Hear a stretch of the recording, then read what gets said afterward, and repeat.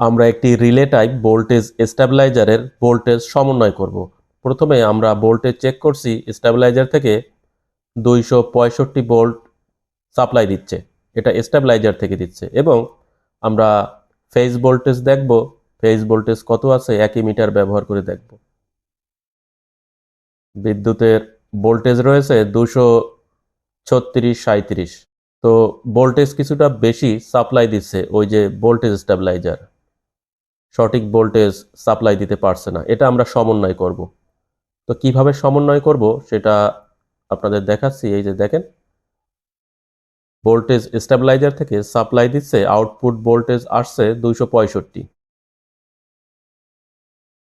Variable ঘুরিয়ে চেষ্টা করছি 220-এর আশেপাশে নিয়ে আসতে, কারণ standard voltage 220। Relay type voltage stabiliser বিভিন্ন রিলের মাধ্যমে ভোল্টেজটাকে স্টেবল করে রাখে। দেখেন 224 বা 223 আসছে, 224 অথবা 223 শো করছে। তো আমরা 220-এর আশেপাশে রাখবো আর কি, চেষ্টা করব 220 রাখার জন্য। আমরা ভেরিয়েবল ঘুরিয়ে অ্যাডজাস্ট করে নিচ্ছি ভোল্টেজটাকে।